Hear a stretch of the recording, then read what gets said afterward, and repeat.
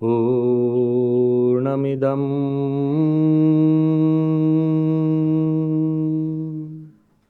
Purnat Purnamudachyate Purnasya Purnamadaya Purnamevavashishyate. Om Shanti Shanti Shanti.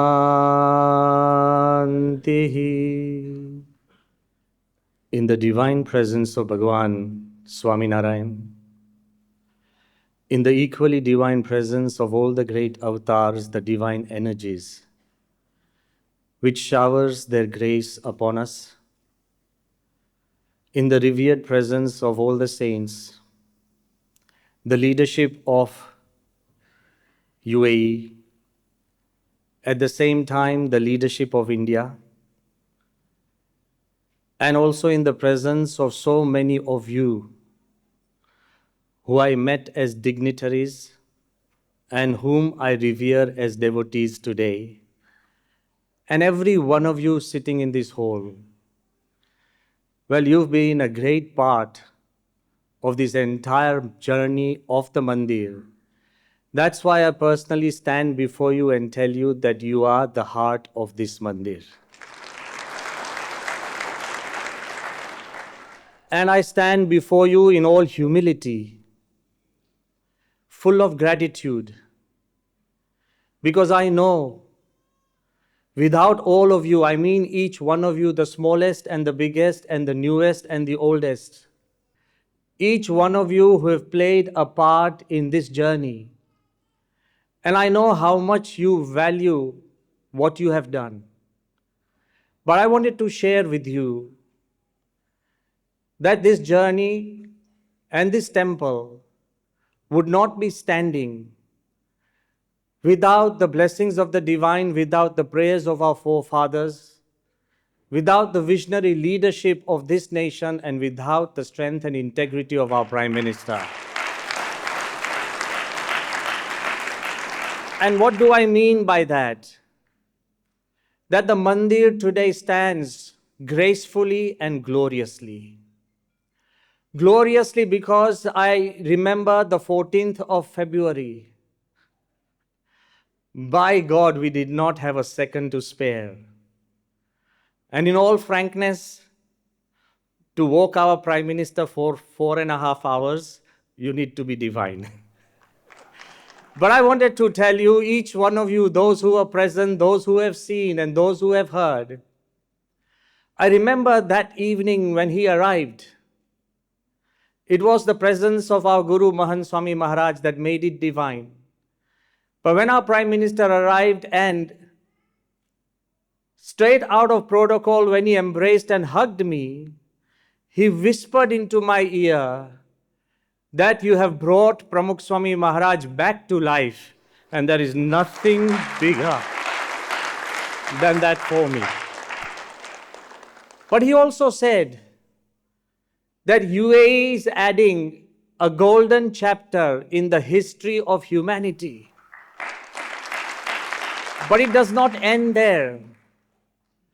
What began as a small prayer in the deserts of Sharjah, I want to tell you it does not end there, because once in our personal meeting with His Highness Sheikh Mohammed bin Zayed Al Nahyan, he had also assured us with all his kindness that make a temple that looks like a temple. And when we had met His Highness Sheikh Abdullah bin Zayed Al Nahyan, he had told me, and I share with you, that Your Holiness, this temple is a national treasure of global harmony. But then, the most articulate of all of us is none other than His Excellency Dr. S. Jaishankar. He once beautifully messaged me. What a message. Dear Holiness, this is like a fairy tale. It is a Cinderella story. You are turning fairy tales into reality. In times to come, there'll be legends about Swaminarayan sadhus talking with Islamic rulers, just as there are legends about Buddhist monks having conversations with Chinese emperors. The story of the temple goes beyond all of us. It's beyond me. I'm too small a figure. Any institution is too small an institution to do something as divine as this temple. And that's why when the ambassador of Egypt, he came, and when he saw the story from the Egyptian tales carved on the face of the temple walls, he turned to me and said smilingly, he said, Your Holiness, the pyramids are great, but they talk of the past. This temple is greater because it speaks to the future. And we have no future without harmony. But the greatest sentiment that I want to communicate today is from all of you, the community. In more than many words, in many ways, at different steps and at different stages, so many people have told me that, Swami, till now, UAE was our second home. After the temple, it feels like our first home. So many of you have relocated, have bought houses, started businesses. And the comfort that we feel because of what has really happened. And I wanted to share this with you, that it is bringing the community together. It is bringing people in unison and in harmony. It's bringing religions, it's bringing people of different ideologies together. That is the role of a real place of worship. And I wanted to emphasize, as we celebrate the first year of the temple, and as the UAE celebrates the year of community, I also want to ask each one of us that even if a community is safe, but if it's not happy, of what good is it? Even if a community is wealthy and advanced, but if it's not happy, of what use is it all?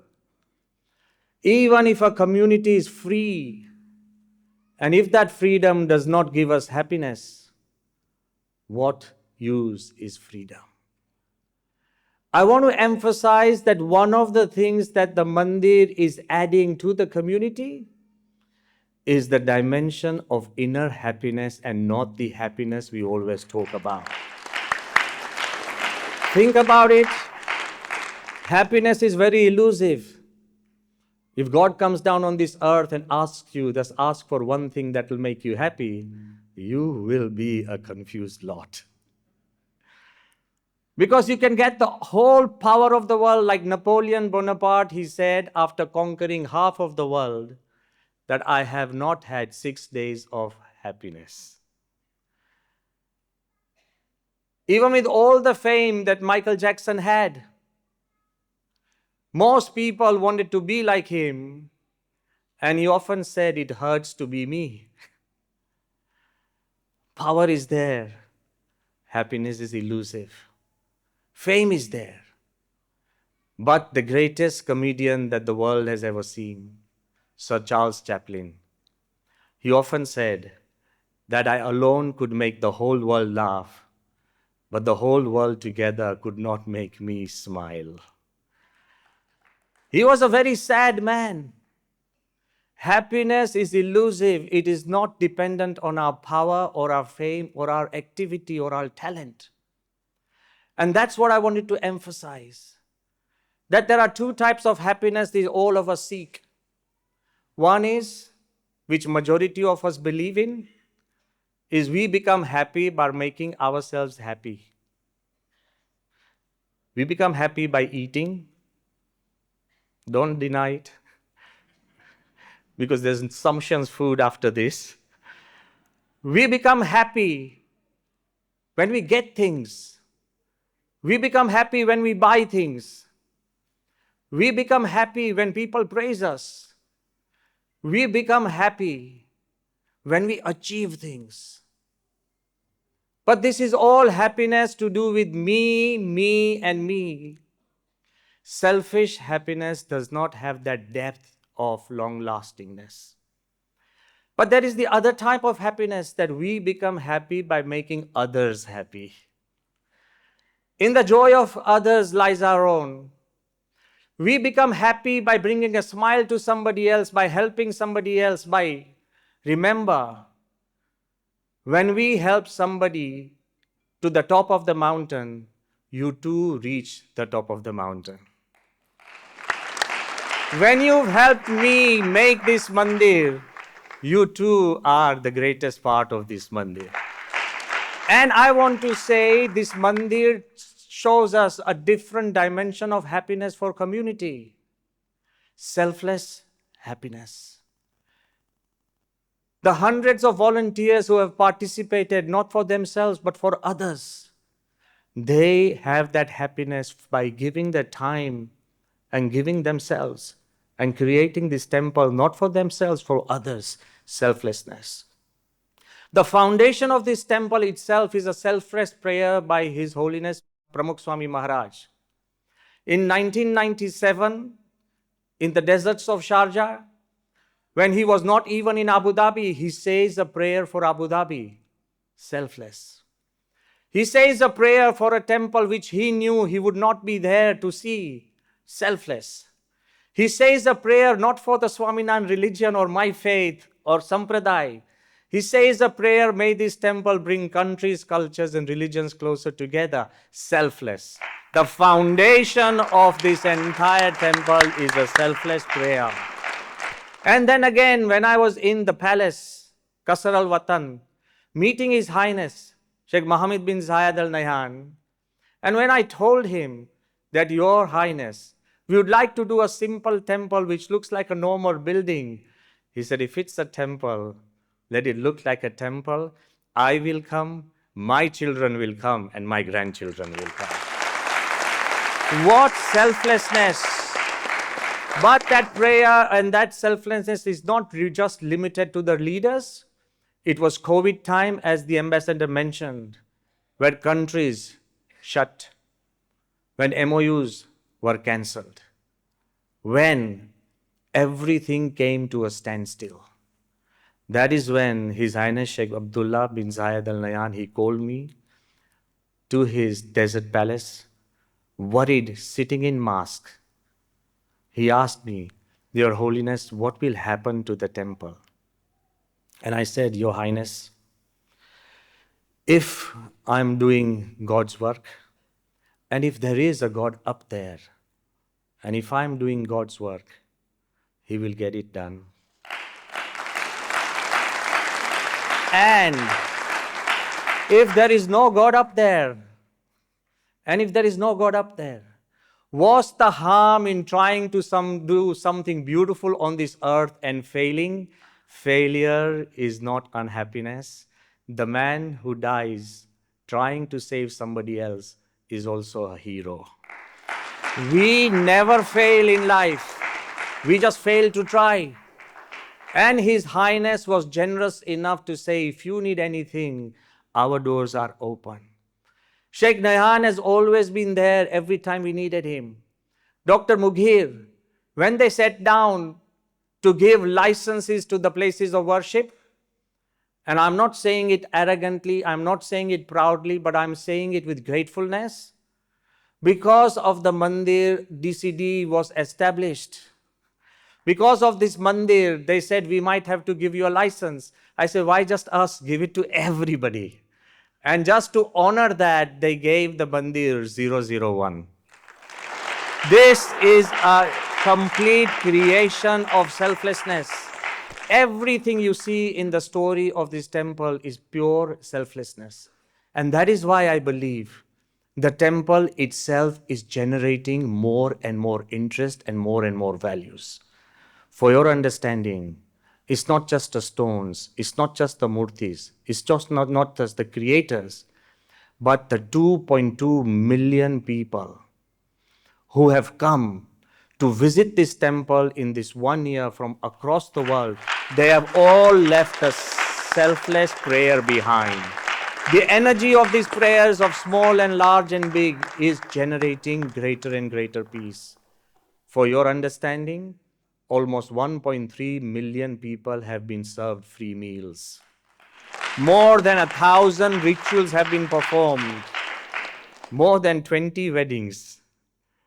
So if you're planning to rejuvenate your wedding, not by remarrying, but to rejuvenate your family, to rejuvenate your wedding, this is the place, because this has the prayers of millions of people.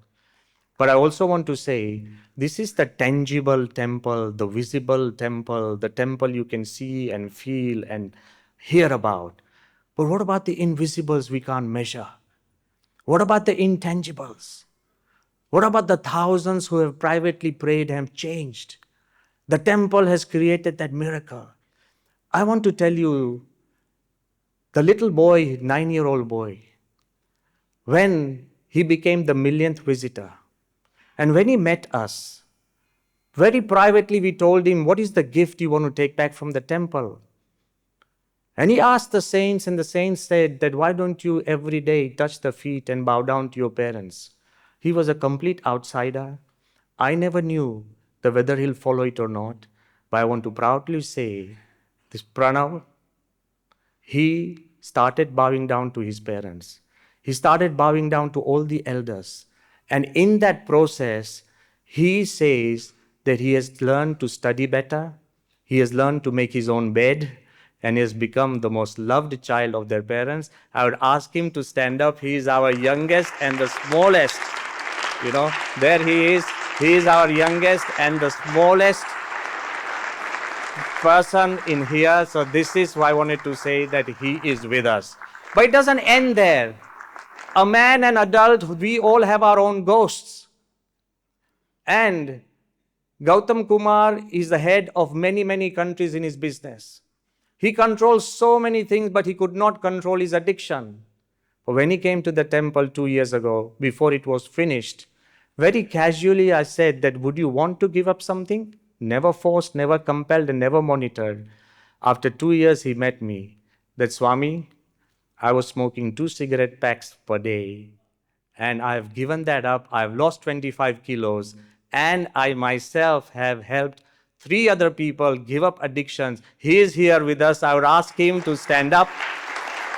And also, there you are, Dr. Kumar. Thank you for being with us.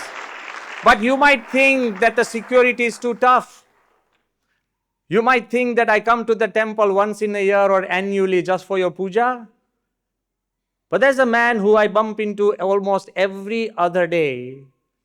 And today is his 125th visit to the temple. Rameshji, can you stand up? 125th visit. He comes from far. Sometimes he comes walking. You see the faith that the temple has generated. This is what we celebrate, the visibles and the invisibles. But if you still think that what can these values do? Lastly, in conclusion, let me take a leaf out of a legend of North Africa. When Egypt was in depression, recession, when Egypt was in a famine, diseased and in disaster, Queen Cleopatra started making a temple. All her advisors came to her and said, my queen, is this the right time when we are in recession and depression, when we've got no resources? Is this the right time to build a temple? She said, if the temple will build the hopes and the faith of my people, then my people themselves will rebuild the country. We need to build hope and faith. If she could do it, so can we. Rebuilding faith and hope in your life, that is, will be able to rebuild your families, rebuild our nation, and rebuild the world. And I want to say that this is not something that I'm saying just from the back of my mind. when two of the most loved and the most purest people that I know, leaders, and I respect, when they had met, Dr. APJ Abdul Kalam, the most beloved presidents that India has ever produced, and His Holiness Pramukh Swami Maharaj. Incidentally, Pramukh Swami never spoke a word of English, and Kalam never spoke a word of Gujarati. And they became the best of friends. And when Kalam asked Pramukh Swami, that Swami, I have decided to make India grow in 5 areas: agriculture, health, critical technology, infrastructure, energy, as he decided and he explained. Pramukh Swami said, I was the one who was translating. So Pramukh Swami said, ask Sahib to tell him that there is something missing. I said, how do you tell Kalam that there's something missing when he said, me and 500 thinkers of India have come up with this plan? And Pramukh Swami told me, Jara ko hai na, something is missing. I said, Sahib, he's saying something is missing. He's what's missing? He said, faith in God. And Kalam was still a curious man. He said, how will faith build a country? Pramukh Swami said, the roads, infrastructures, hospitals and schools don't build the character and morality of people. It is faith in God that builds the character and morality, and that character and morality will rebuild the nation. And they decided that a nation, Mr. Ambassador, and they decided that a nation cannot be judged by the size of its land, or the size of its population, or the size of its GDP or GNP, but the quality of people it produces. And I want to tell you, UAE is one of the finest nations that produces such wonderful people who have allowed us to make this temple and make it our home. That's what's the most important thing. So thank you, all of us. In all gratitude, I bow down to you. I wanted to tell you that it's just 1 year. It's just 1 year, the baby begins to walk. The temple has just begun to walk. At the age of 2, the baby begins to talk. We'll meet next year when the temple begins to talk to the world. Thank you very much for being here today. Thank you.